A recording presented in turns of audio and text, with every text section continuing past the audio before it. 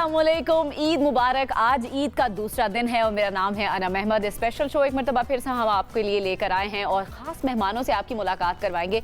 कल जब हमने शो आपके सामने प्रेजेंट किया, हमारे साथ बड़े ख़ास मेहमान मौजूद थे और हमने आपसे वादा किया था कि हम उन्हीं मेहमानों के साथ कंटिन्यू करेंगे। उनसे बहुत सारी बातें हैं जो रह जाती हैं ईद पे। आपको पता ना, बहुत सारी ऐसी चीज़ें हो रही होती हैं। अब बचपन में आप ईद कैसी गुजार रहे होते हैं, या बहुत सारी और भी बातें। तो हमने सोचा कि भाई उनको जाने हमने नहीं देना, हमने अगले दिन भी बुलाना है और उनको हमने जहमत देते रहना है। इसके साथ साथ हमारे साथ एक और मेहमान ने हमें ज्वाइन किया है। पहले मैं सबका बारी बारी तारुफ करवा देती हूँ जिन्होंने कल ये प्रोग्राम मिस कर दिया था। हमारे साथ मौजूद हैं फोक सूफी सिंगर, आप सब उनको जानते हैं, अरीब अजहर साहब हमारे साथ स्टूडियोज़ में मौजूद हैं। सीनियर शायर हसन अब्बास रजा साहब गुज़श्ता रोज़ भी हमारे साथ मौजूद थे, आज भी हमारे साथ शामिल गुफ्तगू होंगे। ज़रवा राय, बड़ा मुश्किल सा नाम है इनका। मैंने इनसे पहले मतलब भी पूछा, भाई ये कहाँ से ये नाम आया, मैंने तो ये भी पहली दफ़ा सुना। वो भी हमारे साथ नौजवान शायरा हैं, कुछ शेर जो है वो उन्होंने लिखे हैं। इसके साथ साथ हमारे साथ एक नई गेस्ट मौजूद हैं, उनका मैं आपसे तारुफ करवा देती हूँ। उम्र बड़ी कम है लेकिन बड़े बड़े ख्वाब हैं उनके, और बड़े नेशनल अवार्ड्स भी, नेशनल टाइटल्स भी जीत चुकी हैं मुल्क में रहकर, और बहुत सारे और चीज़ें जो वो ज़िंदगी में करना चाहती हैं और इंटरनेशनली भी ज़ाहिर है वो परफॉर्म करना चाहती हैं। हमारे साथ MMA फाइटर सारिया खान सदुज़ई मौजूद हैं। आप सबको प्रोग्राम में वेलकम करूंगी और ईद मुबारक। बहुत शुक्रिया। ईद मुबारक। ईद मुबारक। आप सबकी इजाज़त से मैं अगर सारिया से शुरू करूं। बिल्कुल बिल्कुल ज़रूर। सारिया कैसी हैं आप? ईद के दिन आने के लिए आपका पहले तो बहुत शुक्रिया। मुझे ये बताएं कि ईद कैसे सेलिब्रेट करती हैं, फिर आपके प्रोफेशन पे जाते हैं हम। ईद फैमिली के साथ, क्योंकि बाकी दिनों में तो बहुत बिजी रहती हूँ जिम और ट्रेनिंग के साथ, तो मेरे लिए यही वक्त बहुत ख़ास होता है कि अपनी फैमिली के साथ। और बड़ी ईद है तो बकरा ईद पे बारबेक्यू वगैरह करते हुए फैमिली के साथ बड़ा मज़ा आता है। मज़ा आता है। बारबेक्यू खुद भी करती हैं या बस फैमिली करके देती है और बस प्लेट में डालना है? और मेरा वो वाला काम है कि ईद पे अपना प्रोटीन इंटेक पूरा करना है। ओह अच्छा, डाइट कॉन्शियस। हाँ, गोश्त पसंद है वैसे? गोश्त बहुत पसंद है, हाँ बहुत शौक से खाती हूँ। वैसे फूडी नहीं हूँ लेकिन गोश्त पसंद है। गोश्त पसंद है। अरीब साहब, आपको भी गोश्त पसंद है या बस आप बस हो जाती है एक टाइम पे आके ईद पे तो भाई बस कर दो अब? हाँ नहीं, मेरी बस भी हो जाती है। गोश्त मुझे पसंद है। अच्छा। लेकिन हमेशा मैं नहीं गोश्त खा सकता, बल्कि मुझे अच्छा लगता है कि मैं सब्जियां तरह तरह की खाऊं, लेकिन बीच में फिर गोश्त का मजा। अच्छा, वो जो लोग जो गोश्त के बीच में सब्जियां डाल के बनाना शुरू हो जाते हैं, गोश्त की छुट्टी नहीं होती लेकिन बीच में सब्जी आ जाती है। मुझे तो सब्जी वैसे लैदा से भी बड़ी अच्छी लगती है और हमारे यहाँ ऐसी ऐसी सब्जियां होती हैं। लेकिन ये कि मैं जब कोई खाने की रील्स देखता हूँ तो वो गोश्त की ही होती हैं। सही बात। देखो मुंह में पानी तो उसी को ही देख के आता है, चटपटे, ये बिरयानी बन रही हो, ये मटन कुन्ना बन रहा हो, ऐसी ऐसी ही रील्स आप आई एम श्योर देखते होंगे। हाँ, मैंने आपसे वो पिछले प्रोग्राम में भी जिक्र किया था कि मैं तो देखता हूँ रील्स के जहाँ आउटडोर क्या क्या गोश्त किस तरीके से बन रहा होता है, ओपन फायर में बारबेक्यू और इस तरह। क्योंकि मैं भी एक ज़माने में बहुत कैंपिंग और माउंटेनियरिंग और रॉक क्लाइंबिंग किया करता था, तो वो जाहिर है कि बहुत ज़्यादा हम खुद भी इस तरह बारबेक्यू किया करते थे। तो वो उसी तरह का मुझे देखने का भी शौक है। देखने का भी शौक। कुछ लोगों की आंखें जो है ना वो देख के ही भर जाती है, जब खाने की बारी आती है तो फिर कहते हैं भाई हमारा पेट भरा हुआ है। आप फूडी हैं वैसे? नहीं जी, मैं तो बहुत शौकीन हूँ गोश्त का। अच्छा, यहाँ सारे गोश्त के शौकीन बैठे, कोई सब्जी खोर नहीं है यहाँ पे? मैं सब्जी खोर नहीं हूँ। अच्छा, गोश्त खाता हूँ। गोश्त खाते हैं। अच्छा, फरमाइश पे ईद पे खास तौर पर क्या बनवाते हैं, या पहले दिन आपको होता है कि भाई ये डिश तो हमारे घर का रिवायत चली हुई आ रही है? जैसे कुछ लोग कलेजी बनाते हैं, कुछ लोग भुना हुआ गोश्त या नमकीन गोश्त। पहले दिन सबसे पहली डिश क्या बनती है? वो बारबेक्यू मुझे अच्छा लगता है ईद वाले। पहले दिन ही बारबेक्यू? पहले दिन ही मैं कहता हूँ बारबेक्यू, आज रात को बारबेक्यू करते हैं। फिर कुन्ना बनाओ, क्या कुन्ना कहते हैं उसको? मटन कुन्ना। मटन कुन्ना, वो भी। तो बहरहाल गोश्त किसी किस्म का हो, बस गोश्त होना चाहिए। गोश्त होना चाहिए। ज़्यादा माश की दाल में गोश्त में कभी कभी वो बड़ा मज़े वाला। अच्छा, ये नहीं मैंने कभी ट्राई किया, माश की दाल में गोश्त। हाँ, वो कमाल की डिश है। ये मुझे जरूर ट्राई करना चाहिए, कोई नई चीज़ मैं सुन रही हूँ। ठीक है, अच्छा लगता है। अच्छा लगता है। आपको क्या अच्छा लगता है? गोश्त में मिक्स हो जाएं सब्जियां, वो खाना पसंद करती हैं, या आपको लगता है कि भाई नहीं, गोश्त की जो अपनी वो खूबसूरती है वो खत्म हो जाती है अगर उसके अंदर? मुझे लगता है कि गोश्त के अंदर अगर आप वेजिटेबल्स वगैरह ऐड कर देते हो ना, तो गोश्त का वो टेस्ट नहीं रहता, वो बहुत ज़्यादा चेंज हो जाता है। हाँ, तो मुझे लगता है कि गोश्त को गोश्त के गोश्त को बस गोश्त के गोश्त तौर पे। समझ के ही पकाना चाहिए। अच्छा, कितने दिन तक खा सकती हैं भाई? फ्रीजर में चला जाता है गोश्त, फिर डीप फ्रीजर में चला जाता मैं है, आई वैसे थिंक रोज खा सकती हूँ। रोज खा सकती हैं? लाइक 2 महीने तक अगर आपकी फ्रिज में गोश्त पड़ा हुआ है तो आप कहेंगी कि ये रोज होना नहीं, चाहिए? फेड अप भी हो जाता है बाज दफा इंसान, ऐसा भी फील होता है कि नहीं अब बस हो गई, अब कुछ और खाते हैं। अच्छा, अब सारा मुझे ये बताएं, आपकी जर्नी कैसे स्टार्ट हुई, कैसे शौक हुआ? क्योंकि बड़ी खुशी होती है आप जैसे लोगों को देखकर, आपका इंटरव्यू करके, क्योंकि ख़वातीन को आगे आने का मौका इस तरह के फील्ड में बहुत कम ही मिलता है। और फिर जब हम आपको देखते हैं, थोड़ा सा अपनी जर्नी के बारे में बताएं। मैं कश्मीर में होती थी तो वहाँ पे वैसे स्पोर्ट्स में ख़वातीन का इतना रुझान था भी नहीं और इतना स्पोर्ट भी नहीं था और कोई स्पेसेस भी ऐसे नहीं थी कि वो स्पोर्ट्स में जाएं, कोई भी स्पोर्ट हो। तो बचपन से रेसलिंग बड़ा देखते थे हम शौक से, फैमिली में घर वाले सारे मिलके। तो तब वो कज़न्स वगैरह होते थे, वो मिलके एक दूसरे पे लॉक लगा रहे हैं, कुछ वो हरकतें कर रहे हैं सारी, तो तब बड़ा फील होता था कि ना लॉक लगाना क्या होता है हमें नहीं पता, एक आम बंदे को समझाएं लॉक लगाना क्या होता है। दाव लगाना। ओके। तब ये मतलब ना, अब तो नई टर्मिनोलॉजीज हैं, हम तो उसको सबमिशंस वगैरह कहते हैं अब ठीक उसको है। MMA में, लेकिन तब तो बड़ा होता था कि ना कि लड़के कर सकते हैं, ख़वातीन क्यों नहीं। तो मेरा हमेशा से बड़ा सवाल होता है कि ना कि हर चीज़ में ना ख़वातीन को क्यों पीछे पीछे रखा जा रहा है। तो वहाँ से थोड़ा शौक हुआ। फिर मैं इस्लामाबाद आई थी एक दफ़ा और अपनी बहन को मैंने ऐसे बताया था कि मैं MMA करना चाहती हूँ। MMA का तो बेसिकली नहीं पता था, लेकिन बॉक्सिंग का आइडिया था, तो मैंने कहा बॉक्सिंग करती हूँ। तो वो मुझे फाइट फोर्ट्रेस ले गई और फाइट फोर्ट्रेस ने ही मिक्स मार्शल आर्ट्स को पाकिस्तान में इंट्रोड्यूस कराया था मेरे कोचेज़ ने। तो वहाँ जाके इतना मज़ा आया, वो माहौल देख के और ख़वातीन को करते देख के मैं बड़ा इम्प्रेस हो गई। और वहाँ से बस मैंने कहा कि भाई ये करना है। घर वालों ने कितना सपोर्ट किया भाई? लोग तो सोसाइटी में तो बहुत सारे लोग ऐसे मिलते हैं जो डिस्करेज कर रहे होते हैं, भाई तुम नहीं कर सकती, तुम लड़की हो, अपनी फिजिक देखो, इस तरह के कमेंट्स भी अक्सर हम सुनने को मिलते हैं हमें। घर वालों ने कितना सपोर्ट किया? उनकी कैसी घर वाले शुरू में तो उनको बस मेरे घर वाले अल्लाह का शुक्र है शौक के लिए कभी किसी चीज़ के लिए मना नहीं किया, हर चीज़ के लिए हमेशा सपोर्टिव थे। लेकिन उनको ये नहीं था कि मैं कोई फाइटर बन जाऊंगी या कुछ, उनको तो ऐसे ही शौक में जा रही है और पढ़ाई कॉम्प्रोमाइज़ ना हो उस पर बड़ा सख्ती करते थे, बाकी उनको कोई मसला नहीं था। तो शुरू में बड़ा मैं जाती रही छुप छुप के फाइट्स भी की, ये किया वो किया। इंजरी से बड़ा डरते थे घर वाले, इंजरीज हो जाएंगी, लेकिन वो अब इतना ज़्यादा हो गया कि अब उनको समझ आ गई है कि ये छोड़ने वाली नहीं है, तो अब बड़ा सपोर्टिव है। अच्छा, मुझे बताएं कितने लड़कों को आपने मारा है आज तक? गली मोहल्ले में किस लड़के को आपने मारा है भाई ये बहुत तंग कर रहा है, इसकी तो फैंटी लगनी बहुत जरूरी है? अभी ऐसा कुछ हुआ नहीं। पहले होता था तो मैं खुद भी बड़ा सहम जाती थी, डर जाती थी, क्योंकि मुझे सेल्फ डिफेंस आता नहीं था MMA। लेकिन एक डिफरेंट सा चेंज आया मेरे अंदर MMA करने के बाद, एक बहुत कॉन्फिडेंट हो गई मैं। तो अब ऐसा कुछ होता है, मुझे पता है कि मैं लड़ सकती हूँ। तो मुझे लगता है लोग भी ना वो आपका चाल डाल चलने का स्टाइल वो समझ जाते हैं कि हाँ भाई इससे दूर रहना है। तो नहीं हुआ। जिम में तो है हम टीममेट्स एक दूसरे को मारते रहते हैं, वो अलग बात है, लेकिन इस तरह बाहर इस तरह वाला कोई हुआ नहीं, बचत और हो कोई गई लोगों की। सोच समझ के कोई इनसे पंगा भी ले, ये आप देख लें कि ये क्या कर सकती हैं। अच्छा अरीब साहब, कैसा लगता है जब नई नौजवान जो हमारी नस्ल है मुख्तलिफ फील्ड्स में जा रही है? ज़ाहिर म्यूजिशियंस भी बहुत सारे और डिफरेंट तरह का म्यूज़िक जो है वो आ गया है और हमारी नई जनरेशन उसको सुन रही है। इवन पुराना म्यूज़िक भी बहुत ज़्यादा सुनते हैं आज की जनरेशन। कैसा लगता है इस जनरेशन के साथ जेल अप करना? नहीं, बहुत खुशी होती है ख़ास तौर पे जब इस तरह MMA जैसी फील्ड में और मार्शल आर्ट्स वाली फील्ड में। मार्शल आर्ट्स से मुझे हमेशा से दिलचस्पी रही है। अच्छा। मैं अभी बता रहा था सारिया को कि एक ज़माने में मैं आइकिडो करता था, वो एक जापानीज़ मार्शल आर्ट्स है, कुछ अरसा कुंग-फू भी किया। वाह। लेकिन फिर जाहिर है वो म्यूज़िक मेरा ज़्यादा वो तो पैशन है। लेकिन ये कि ख़ास तौर पे ख़वातीन के लिए तो ये मैं समझता हूँ पाकिस्तान में बहुत ज़रूरी है, बहुत अच्छी बात है, क्योंकि अभी तक यहाँ पे ख़वातीन उस तरह बाहर हमें नजर नहीं आती माशरे में, शाना अब तो फिर बशाना सोसाइटी बदल रही है। तो यही उसका हिस्सा है बदलने का। इसी तरह बदलेगी जब ख़वातीन में भी वो ज़्यादा कॉन्फिडेंस आएगा। एक मुझे बहुत खुशी होती है कि आजकल स्कूटीज पे अब मैं देख रहा हूँ कि ज़्यादातर अब तो गवर्नमेंट प्रमोट कर रही है, गवर्नमेंट आपको स्कूटीज दे रही है। बिल्कुल बिल्कुल, सो दिस इज ग्रेट। अच्छा, मूड को थोड़ा सा तब्दील करते हैं। आवारगी जो आप हम सब बचपन से पसंद करते आ रहे हैं, मैं चाहूंगी कि थोड़ा सा उसका भी तड़का हो जाए, आवारगी हो जाए जरा। चले आपकी अगर हुक्म है तो मैं मेरी अर्ज है। नहीं, आपका हुक्म है तो मैं, चूँकि मैं दोस्तों को कहता हूँ कि मुन्नी पता नहीं कैसे बदनाम हुई थी, मुझे मुन्नी बेगम ने बदनाम किया आवारगी करके। तो उसके दो बाद में भी किसी सिंगर ने इसको गाया था। हाँ, लोगों ने काफ़ी शहजाद रॉय भी शायद। जी हाँ, काफ़ी सिंगर ने गाया है, लेकिन मुन्नी वाला ज़्यादा।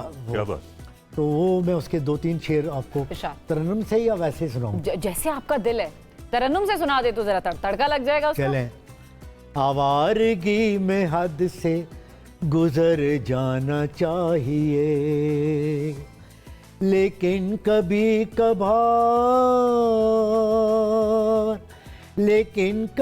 कभार तो घर जाना चाहिए। आवारगी में हद से गुजर जाना चाहिए। बैठे रहोगे दश्त में कब तक हसन रज़ा, बैठे रहोगे दश्त में कब तक हसन रज़ा। जीना अगर यही है तो मर जाना वाह, वाह, वाह, चाहिए। आवारगी में हद से गुजर जाना चाहिए। क्या वाह, बात है, वाह। क्या बात है। अच्छा, वैसे ये सबसे मशहूर आपका लिखा हुआ हुआ जी हाँ, और भी मेरा कलाम सिंगर्स ने गाया है, लेकिन ये बहुत ज़्यादा पॉपुलर हुआ बहुत है। ज्यादा पॉपुलर हो हाँ। गया। अच्छा, आपकी सबसे फेवरेट आपका या आपकी सिंगर कौन सबसे ज्यादा आपको पसंद? मैडम नूरजहां मेरी बहुत अच्छी All दोस्त time थी। favorite। मेरी बहुत अच्छी दोस्त अच्छा। थी जी, मेरा बहुत ज़्यादा वक्त उनके साथ गुजरा। She was a great lady. और अब मैं तमाम नाज़रीन को भी ये बात बता दूं कि उनकी एक खूबी थी जो बहुत दुनिया कम लोग जानते हैं, कि वो बहुत ही गरीब परवर थी। वो कई ख़ानदानों की कफालत करती थी हर महीने। वाह, तो ये चूँकि उन्होंने ये सिर्फ मुझे देखिए, ये खूबियां बताया- सिर्फ वो लोग बता सकते हैं जो उनके जी हाँ, करीबी थे या मैं उनको उनके जानते करीब थे। रहा बहुत ही ज़्यादा। तो वो she was a great lady really. मेरी एक तो पसंदीदा गुलकारा थी, और दूसरा उनकी शख्सियत और उनकी मोहब्बत वो बाकमाल थी। हसन साहब, आज के ज़माने में भी कुछ बताना। ठीक है, मैडम नूरजहां तो मेरे ख्याल से कौन सा ऐसा शहरी है, कौन सा ऐसा शख्स है जिसकी फेवरेट वो नहीं होंगे। आज के ज़माने का सिंगर आपको कौन सा पसंद है? आज के ज़माने में भी है, मतलब मर्दों में नदीम अब्बास अच्छा गाता है, और गुलाम अली साहब तो खैर हैं, वो सीनियर सिंगर हैं, उनके साथ भी मैंने काम किया है। तो और भी जो नई नस्ल के नौजवान हैं, चूँकि वो आजकल अपना जो मॉडर्न जो म्यूज़िक है, पॉप म्यूज़िक जिसको है, कहते हैं, वो उससे सच्ची बात है मुझे कोई ज़्यादा दिलचस्पी नहीं है। मैं क्लासिकल मौसीकी सुनता हूँ, सेमी क्लासिकल सुनता हूँ, तो ये बस गज़ल सुनता हूँ, गीत सुनता हूँ। तो इसलिए मुझे जो ऐसे सिंगर अच्छे लगते हैं जो ये चीज़ें गाते हैं। अच्छा, मैं चाहूंगी अरीब साहब, आपको ये आवारगी इनका अगर लिरिक्स याद हैं, अगर आप अपने स्टाइल में सुनाएं तो। मुझे ये लिरिक्स बदकिस्मती से नहीं याद। और इन्होंने खुद अभी इतना अच्छा सुनाया अभी इसके खिलाफ। अच्छा, आप कह रहे हैं कि मैं ये गुस्ताखी ना ही करूं सामने बैठे हुए तो। अच्छा, मुझे ये बताएं कि आपको अपनी शायरी के अलावा और क्या क्या शौक हैं? फ्री टाइम में आप क्या करना ज़्यादा पसंद करती हैं? फ्री टाइम में कुकिंग है, और इसके अलावा पेंटिंग, स्केचिंग। अच्छा, ये वो ना सारी वो चीज़ नहीं कह रहे जो मैं सुनना चाह रही हूँ, क्योंकि आजकल ज़्यादातर तो फ़ोन इस्तेमाल कर रहे होते हैं लोग, नहीं। रील्स बनाना, पिक्चर्स हाँ। बनाना, वो अच्छा, नहीं है मुझे शौक। रील्स जो है ना वो बनाना सबसे मुश्किल काम मुश्किल लगता है। बिल्कुल। लोग एडिटिंग के बहुत शौकीन होते हैं, और लोगों को लगता है कि मतलब हम अगर ये चीज़ें करेंगे ना तो हम बहुत ज़्यादा इसमें फेमस होंगे, और बहुत ज़्यादा इसमें हमारा जो रुझान जो है वो बढ़ेगा। आपका नहीं है इसमें नहीं, interest? मुझे मेरा कभी इस तरह का कोई इशू नहीं हुआ। आपका कोई इंटरेस्ट नहीं रहा। कुछ सुनाए, फिर हम ब्रेक की तरफ जाते हैं। ज़रूर, एक धमाल ही हो जाए। शामे कलंदर अगर हो शामे जाए तो। कलंदर। यस।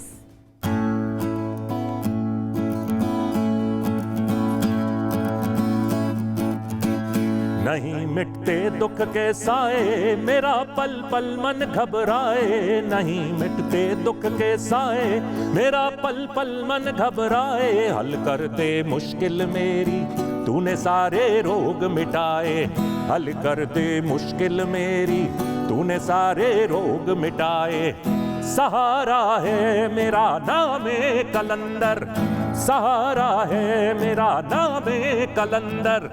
तलुए सहर है शामे कलंदर, तलुए सहर है शामे कलंदर। उठो रिंदो, उठो रिंदो, पियो जामे कलंदर। तलुए सहर है शामे कलंदर, तलुए सहर है शामे कलंदर। कलंदर झूलेलाल, कलंदर सोहना लाल, कलंदर जीवेलाल, कलंदर सोना लाल।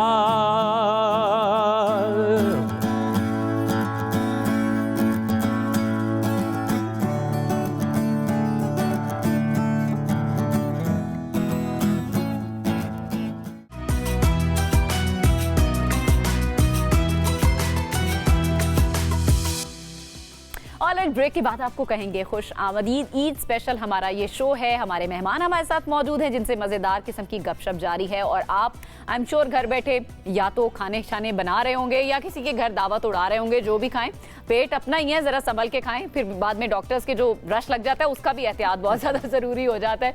अच्छा सारे, मुझे ये बताएं, आपका जो प्रोफेशन है, नॉर्मली लड़कियों को सजने संवरने का और इन चीज़ों का बड़ा शौक होता है, आप उसी तरह की हैं ईद पे सज संवर? क्योंकि आज तो आप माशाल्लाह बहुत प्यारी लग रही हैं, नॉर्मली भी आज सजती संवरती हैं, या फिर वो जो टॉम बॉय वाला लुक होता है जो लड़कियां स्पोर्ट्स में आ जाती हैं उनके बारे में कहा यही जाता है, वैसी हैं आप? हाँ नहीं, मुझे बहुत शौक है तैयार होने का सब, क्योंकि आम दिनों में तो टाइम नहीं मिलता इतना, आप जब जिम में जा रहे हो, लेकिन मुझे जब जब मौका मिलता है मैं अच्छे से तैयार होती हूँ, क्योंकि आई थिंक फ़र्क है ना, वही मर्दों और हम में, हमारे अंदर ये चीज़ है तैयार होने वाला है वो, तो मुझे अच्छा लगता है, मैं बहुत एम्ब्रेस करती हूँ इस चीज़। अच्छा लगता है। लेकिन आपकी फील्ड में लड़कियां, आप नॉर्मली कैसी, आपकी फ्रेंड्स या आपके इर्द गिर्द वो टॉम बॉय टाइप? थोड़ा है हाँ, ये चीज़ असल में वो एक स्टीरियोटाइप बन गया है कि आपको ना थोड़ा मस्कुलन आप होगा तो आप MMA फाइटर लगेंगे या कुछ। मुझे ये चीज़ें बड़ी वो लगती हैं, क्योंकि हम पहली फील्ड में आके एक स्टीरियोटाइप ब्रेक कर रहे हैं और फिर एक और स्टीरियोटाइप में चले जाएँ कि हमने मस्कुलन दिखना है, तो वो कॉन्सेप्ट मुझे नहीं समझ आता। शुरू में बड़ा वो होता था जब लोग जज करते थे कि हाँ तुम तो ऐसे हो ना, ऐसी दिख रही हो, ऐसे तो नहीं हो सकता, लेकिन मुझे वो बातें फ़र्क नहीं पड़ता। नहीं पड़ता। मैं तो ईद पे मेहंदी लगाऊं, चूड़ियाँ पहनूं, सब करती हूँ। अच्छा, शौक क्या है इसके अलावा? आपका जो प्रोफेशन है इसके अलावा आपको फ्री टाइम में क्या करना पसंद? तो मैं अपने प्रोजेक्ट्स पे काम कर रही हूँ। मैंने अभी अपनी ऑर्गेनाइजेशन बाहिम्मत रजिस्टर की है, जिस पे ख़वातीन को मैं हर जगह जाके सेल्फ डिफेंस सिखाना, तो वो काम चल रहा है। और सोशल मीडिया के सब बहुत खिलाफ है, लेकिन वहाँ मैं शौक से मैं आपसे ये पूछने वाली थी। तो मैं शौक से कंटेंट बनाती हूँ। हाँ वो बात सही थी जो सब कह रहे थे कि प्रोज एंड कॉन्स हैं, स्क्रॉलिंग की बहुत आदत हो गई है, लेकिन मेरे लिए एक अच्छा प्लेटफॉर्म इसलिए है क्योंकि मैं ख़वातीन को सेल्फ डिफेंस अपने वीडियोज़ के थ्रू दिखा सकती हूँ, एक अवेयरनेस क्रिएट कर सकती हूँ। और बहुत सारी ख़वातीन वो सीखने के बाद मेरे पास आती हैं, साथ सीखते हैं हम, और बहुत सारी ख़वातीन मुझे बताती हैं कि उनको ये जो मर्दों से पहले डर लगता था और इन सिचुएशन से वो ख़त्म हो गया है। आपका हसन साहब जेनजी के साथ, आज की जनरेशन के साथ कैसा कनेक्शन है? क्योंकि जेनजी बड़ी पॉपुलर जो है वो है, ये भी जेनजी का ही हिस्सा होंगे आई थिंक, आप भी जेनजी, तो जेनजी को आपने कैसा पाया? क्योंकि लोग बड़ी बातें करते हैं, भाई ऐसी है ये जनरेशन, रिबेलियस है, बात नहीं सुनती। नहीं, बात आपकी ठीक है कि वो मुख्तलिफ रवैये हैं। तो कुछ लोगों के नज़दीक जो न्यू जनरेशन है वो बिल्कुल बाशऊर नहीं है, उनके नज़दीक मैं समझता हूँ कि ये बहुत गलत बात है। वो उनका रवैया डिफरेंट है, वो आज की जो न्यू जनरेशन है उसकी सोच मुख्तलिफ है, वो नए एंगल से ज़िंदगी को और जो हमारा कल्चर है उसको देखती है। जो पुरानी जनरेशन है वो अपने मिजाज के मुताबिक, यानी हर किसी का अपना टाइम है उस हिसाब से, और आज के मेरे ख्याल से जनरेशन जो है वो ज़्यादा एडवांस भी है, ज़्यादा अवेयर भी है। हम अवेयर, लेकिन पिछली जनरेशन अवेयर नहीं थी। हम आहंगी होनी चाहिए, मैं समझता हूँ कि दोनों जनरेशन में हम आहंगी होनी चाहिए कि वो जो पुरानी जनरेशन है वो न्यू जनरेशन की बात सुने, उसको समझे, उसको फील करे, और इसी तरह जो पुराने हैं नए हैं वो उनकी बात सुने। बहुत सारी चीज़ें ऐसी हैं जो हमें नई जनरेशन ने सिखाई है, जैसे कि बहुत सारी लैंग्वेजेस हैं हमारे अपने घरों में, वो ज़बानें बोलना शायद हम छोड़ चुके थे, अपने बच्चों को 2 ही ज़बानें सिखा रहे थे, या उर्दू है या इंग्लिश है। इसके अलावा आपकी जो पेरेंट लैंग्वेज है वो कहीं ना कहीं मरती जा रही थी, लेकिन अब इस नौजवान नस्ल ने उसको जिंदा किया है। मुझे ऐसा लगता है कि इन्होंने इसमें कंट्रीब्यूट किया है। अच्छा, जी सॉरी, ये वाकई अब ये दूसरा पहलू सोशल मीडिया का ये पॉजिटिव पहलू है, ये मुझे भी मानना पड़ेगा कि जो आप आहिस्ता मानेंगे और बातें हो सकता है कि ये जो नई जनरेशंस हैं, एक तो इनके साथ बड़ी ज्यादती भी है क्योंकि उनको वो एक ऐसी दुनिया में पैदा हुए हैं जहाँ पे कुछ हमने उनको कोई उम्मीद ही नहीं दी किसी चीज़ की। क्लाइमेट क्राइसिस, ये क्राइसिस, वो क्राइसिस, कि जी दुनिया तो बस ख़त्म हो रही है। लेकिन क्योंकि वो पूरी दुनिया से अब सोशल मीडिया के थ्रू जुड़े हुए हैं, तो अब इसी में से कुछ इसका हल भी नहीं, इसका हल निकल। अब मैं ज़बानों की बात क्यों करी थी, सराइकी में आपने कुछ लिखा भी है। सराइकी से एक तो आपका क्या रिश्ता है सराइकी ज़बान के साथ, क्योंकि बड़ी मीठी ज़बान इसको कहा जाता है। और उसमें आपने लिखा क्या है, मैं चाहूँगी वो भी ज़रा सुनाएं। एक्चुअली मेरा ताल्लुक चूँकि पिंडी से, पोठवार से, लेकिन मुझे सराइकी ज़ुबान बहुत अच्छी लगती है, बहुत मीठी ज़ुबान है। बहुत, और मैं समझता हूँ कि मुझे किसी का एक शेर नज़र आया तो मैंने उस पर गज़ल लिख दी। वाह, शेर के ऊपर गज़ल लिख दी, वाह। तो अगर आप कहें तो जी मैं जी, वो शाद इरशाद। तरन्नुम से सुनाऊँ या वैसे सुनाऊँ? तरन्नुम से। देखें अब यहाँ से फरमाइश आ गई, अब तो मैं कुछ भी नहीं कह सकती तरन्नुम से। तेरे नल गाल नहीं करनी, वला 100 साल नहीं करनी। वाह वाह वाह। मोहब्बत औतरी शय है, मोहब्बत औतरी शय है, कहीं दे नाल नहीं करनी, तेढ़े नल गाल नहीं करनी। मैं काली मेम घिन आसां, मैं काली मेम घिन आसां, मैं गोरी जाल नहीं करनी, तेढ़े नल गाल नहीं करनी। वाह वाह वाह वाह, क्या बात है। ये बड़ा यूनिक सा आपने कुछ लिखा है सराइकी ज़ुबान में, और बड़ी खूबसूरत, बड़ी मीठी ज़बान है। और मेरा ताल्लुक भी एक सराइकी रीजन और से इसमें है। बड़ा वो अताउल्ला का रंग भी जरा हाँ, मैं कहने वाली थी ये बात, अताउल्ला इससे खेलवी, अल्लाह ने क्या उनको इज्जत दी है। आई थिंक आप भी उनसे इंस्पायर ही होंगे कहीं ना कहीं। सारे दोस्त हैं हमारे वो। अच्छा, वो भी आपके दोस्त हैं, वाह क्या बात है। उनसे ताल्लुक रहा एक आर्ट्स काउंसिल में रहने के साथ तमाम सिंगर्स जितने हैं उनके साथ बहुत मेरा क्या ताल्लुक रहा है। बिल्कुल, तो आप मैं- उनको करीब से देखने का आपको मौका मिलता है। तो फिर 2-4 शेर अगर आप कहें तो आप सुनाओ। शेर सुनाएं, फिर हम वैसे हम ब्रेक के बाद ना, मैं चाहूंगी मैं चले। आपको टोक ना दूं बीच में, ठीक है। रब्त आपका ना हाँ, टूट जाए। हम चलें, पहले आप ब्रेक ले ले फिर। ब्रेक शामिल करते हैं, ब्रेक से वापस आएंगे, ईद की खुशियों को मजीद दुबाला करेंगे। हमारे साथ रहिए।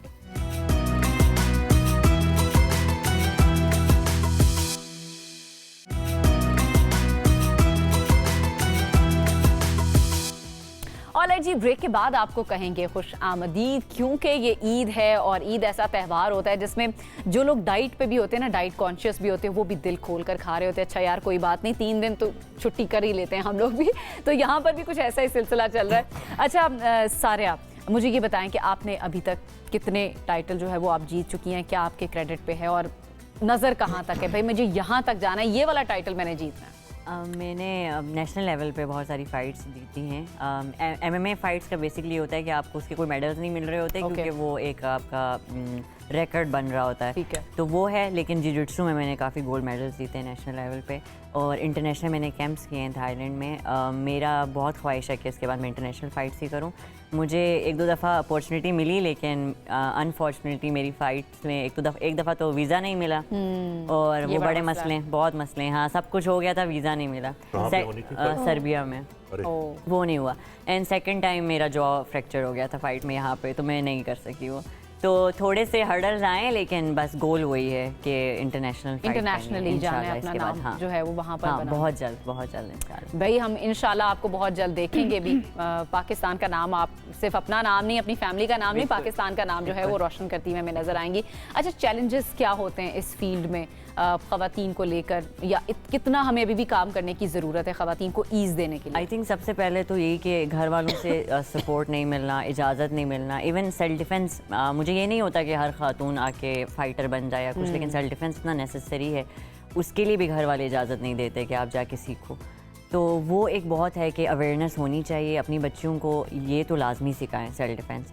उसके बाद ये है कि हमारी अब जो फ़ाइट प्रमोशंस हो रही होती हैं, उसमें एक कोई खातून की फ़ाइट डाल देंगे या बीच में कोई एक दफ़ा, तो वो बहुत कम है कि ख़वातीन की फ़ाइट्स कम रखना, फिर उनके ये वाले सारे मसले। स्पॉन्सर्स का भी मसला होता है? स्पॉन्सर का तो बड़ा मसला है, और एमेच्योर लेवल पे तो बड़ा ज़्यादा ही मसला है। फिर आप जब बाहर जा रहे हो तो कोई 1-2 को मिल जाए। अब ये है कि फेडरेशन बन गई है, पाक MMA फेडरेशन है, they are trying their best कि वो हेल्प करें, गवर्नमेंट भी थोड़ी सपोर्ट करने की कोशिश कर रही है, तो इंशाल्लाह चीज़ें बेहतर होंगी। जैसे पहले थी वैसा नहीं, लेकिन ख़वातीन के लिए अभी भी बहुत हर्डल्स हैं। आप जाते हो तो आपको इतनी बातें सुननी पड़ती हैं, और वो कहीं ना कहीं आपकी मेंटल हेल्थ वेलबींग पे बड़ा इफेक्ट करती है। जितना भी आप स्ट्रॉन्ग जितना भी हो चाहिए। हाँ, वो मेरे साथ भी ना, अगर मैं कोई वीडियो पोस्ट कर दूँ, अब क्योंकि ख़वातीन इतनी कम हैं तो मुझे ज़्यादातर अपने टीममेट्स जो हैं वो मर्द ही हैं जिनके साथ ट्रेनिंग करनी पड़ती है, कोच मेल हैं। अगर वहाँ पर भी खवातीन आ जाएं तो और अच्छा हाँ माहौल बिल्कुल हो ना, जाए, तो मैं अब coaching उनके level साथ पे। ट्रेनिंग करती हूँ। मुझे हालांकि शो बहुत पसंद है, जब मैं थाईलैंड भी गई थी तो मैंने बहुत सारी खवातीन के साथ ट्रेनिंग की और मुझे लगता है वो इक्वली स्ट्रॉन्ग है, उसमें कोई शक नहीं है। लेकिन यहाँ पे जब मैं मर्दों के साथ ट्रेनिंग करती हूँ या कोई वीडियो पोस्ट कर कुछ, तो बड़े वो कमेंट्स आते हैं, लोग अजीब अजीब बातें करने लगते हैं, तो बिल्कुल, ये मेरे ख्याल से ये बड़ा पाकिस्तान की- डिसअपॉइंटिंग हो ये जाता हमारे है। मर्दों को पता नहीं क्यों शौक है ये कुप्पी बनने का ना। बिल्कुल बिल्कुल, बड़ा डिसअपॉइंटिंग है। देखते बिल्कुल सही देखते बात रहते हैं कि इस पे उफ तौबा तौबा तौबा, ये देखो हाँ, ये हाँ, क्या कर रही है, बिल्कुल। देखो ओहो अच्छा अगला देखो ओहो ये बिल्कुल ऐसे। क्या अजीब हरकत कोई है। परफेक्शन का कोई लेवल नहीं है। अगर कोई मोटा है तो ये मोटा क्यों है, अगर कोई Exactly. पतला है तो पतला क्यों है, इसकी फेयर स्किन क्यों नहीं है, मतलब वो तो कोई कहीं फुल स्टॉप है ही नहीं। तो आप यहाँ से सुने वहां से चलिए निकाल दें। मोटे पतले में तो मैं तो खैर उस जनरेशन का हूँ जब हम मोटे को मोटा कह देते थे। आजकल तो जरा लेकिन ये कि ये जो खवातीन पे खास तौर पे हमारे यहाँ जो ना, जहाँ पे भी पब्लिकली कोई खातून आ जाए तो उस पे जो वो शौक है एवं ही बस एवं ही अपनी बस। नसीहतें और आजकल देने का। खवातीन सबक सिखा भी देती हैं। देखे ना, ऐसी ट्रेनिंग्स अगर बहुत आपने जरूरी ली है। हुई हो तो सबक सिखाना बड़ा जरूरी है। मैं तो वक्त पोस्ट भी कर देती हूँ उनको। बहुत अच्छी बात है, बहुत अच्छी बात है, ऐसा ही होना चाहिए। मेरे पास वक्त कम है, मैं चाहूंगी जाते जाते एक मैसेज अगर आप दे दें हमारे देखने वालों को ईद की मुनासिबत से। ईद की मुनासिबत से क्या मैसेज आ सकता है? आपसे शुरुआत कर लेते हैं सर। आप शुरुआत। ईद पे क्या मैं मैसेज समझता हूँ देंगे, कि क्योंकि ईद बहुत एक सारी ऐसा त्यौहार है जहाँ पे मोहब्बतें बांटना जिसमें सरफहरिस्त आता है। मैं समझता हूँ कि जब आप ईद पढ़ के आते हैं, गले मिलते हैं, वहाँ पे मोहब्बत का आगाज़ होता जाता है। इसी तरह आप दोस्तों में, अपने रिश्तेदारों में जितने जानने वाले हैं उनके साथ गले लगते हैं जब, तो आप यकीनन एक मोहब्बत ट्रांसफ़र कर रहे होते हैं एक दूसरे को। तो यही इसका ये सबक Bluetooth है और यही इसका मैं समझता हूँ कि मैं अपना इसका पैगाम भी है। यही है। जी हाँ, कि ईद पे मोहब्बतें बांटना चाहिए। मोहब्बतें तो वैसे भी बांटना चाहिए, लेकिन ईद एक खास त्यौहार हाँ, होता है कि बिल्कुल। जिसमें सही गिले बात है। शिकवे भी आप साइड पे गिले रखते हैं। शिकवे। क्या कहना बिल्कुल, चाहिए? ईद के दिन बिल्कुल ईद एक ऐसा ही त्यौहार है जिसमें आपको अपने गिले शिकवे भुला देने चाहिए, एक दूसरे से फिर से वैसे ताल्लुकात जो है इस्तवार कर लेने चाहिए। बिल्कुल बिल्कुल ऐसा ही है अरीब साहब, क्योंकि हम सफाई के बड़े मसाइल देखते हैं। ये वैसे तो कुछ गवर्नमेंट, कुछ ख़ासतौर पर पंजाब गवर्नमेंट की हम तारीफ ज़रूर करेंगे, आपको कुछ दिनों में सफाई नज़र आ जाती है, लेकिन ओवरऑल हमारी जो सोसाइटी है उस नेचर में तो है ना, आप गंदगी वहीं पे फेंक देते हैं। क्या कहना चाहेंगे, क्या मैसेज देंगे? ये आपने दे दिया मैसेज। मैंने कहा शायद आप अपने अल्फाज में, अपने अंदाज में थोड़ा सा बता नहीं, ये दें। तो खैर है ही कि बिल्कुल मतलब सफाई तो रखना बहुत ज़रूरी है और इसके लिए मेरा ख्याल में पब्लिक मैसेजेस भी हमें हर टीवी चैनल से देने चाहिए। दूसरी मैं तो कुछ और नसीहत देना चाह रहा था मैं कि ये वो भी दे कि दें, आप कोई एक नसीहत थोड़ी आपने देनी है, कई दे दें। कि ये कि मोहब्बतें बांटें और ना कि ये कि खवातीन के वीडियोस देख के जो है वो फजूल के नसीहतें बांटें। ये बहुत इम्पोर्टेंट है, आपने मेरे दिल की बात कर ली। आप क्या मैसेज देंगी? बस मैं यही कहूँगी कि इस तरह के जो ओकेजन्स होते हैं बहुत अच्छे से अपनी फैमिली के साथ, सबके साथ टाइम स्पेंड करना चाहिए, क्योंकि अब ज़िंदगी का कुछ पता नहीं होता। मैं हमेशा ये फील करती हूँ, आज आप हैं कल नहीं हैं, वो जो आपके घर वाले हैं, लोग हैं, कुछ पता नहीं होता। इसलिए बहुत अच्छे से ये मोमेंट्स को चेरिश करना चाहिए, मैं इस पे बिलीव करती हूँ। क्या सही बात बात है, है। बड़े अच्छे मैसेजेस हमारे मेहमानों की तरफ से दिए गए और आप भी अच्छे तरीके से ईद को एंजॉय कीजिए। जिस तरह हमारे मेहमानों ने कहा है कि भाई गिले शिकवे जो हैं वो साइड पे रख दें, और मैं फिर से कहूँगी पेट अपना ही है, गोश्त ज़रा हाथ हौला रख कर खाएं, वरना अस्पतालों में आप नज़र आएंगे। और ये होता है हर दफ़ा, अस्पतालों में लाइनें लगी हुई होती हैं, डॉक्टर्स भी अपनी स्पेशल ड्यूटी पर आए हुए होते हैं, तो प्लीज़ पेट अपना ही है, उसका ज़रा ख्याल रखें। और जो इसका असल मकसद है कुर्बानी की ईद का, कि गरीबों में, वो लोग जो पूरा साल गोश्त नहीं खा पाते, वो अफोर्ड नहीं कर पाते, इसका मकसद ये है कि आप उन लोगों में तकसीम करें जो इसके हकदार हैं। और गोश्त जरूर खाएं लेकिन जानवरों से भी जरा मोहब्बत रखें, जानवरों से हमदर्दी मोहब्बत रखें। रखें, जानवरों को पहले मोहब्बत दें, पालें और उसके बाद उसकी कुर्बानी करें, वही उसका असल। अच्छा, मैं चाहूँगी प्रोग्राम को तो हम कर रहे हैं क्लोज, मुझे आप दीजिए इजाज़त। मेरे मेहमानों के साथ आप सबका मैं शुक्रिया अदा करूँगी, बहुत बहुत शुक्रिया। आपने हमारे दोनों दिन ईद को 4 चांद लगाए। अरीब साहब आपका भी, आप सब मेहमानों का बहुत बहुत शुक्रिया। मैं चाहूँगी कि जाते जाते कुछ अगर सुना दें। पीऊं मैं और झूमे सारे, आए हैं राज द्वारे। पीऊं मैं और झूमे सारे, आए हैं राज द्वारे। इस दर पे झूमे नाचे सारी रात ये चांद सितारे। इस दर पे झूमे नाचे सारी रात ये चांद सितारे।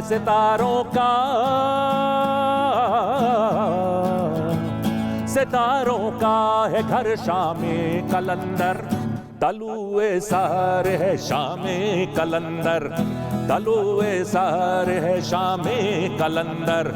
उठो रिंदो,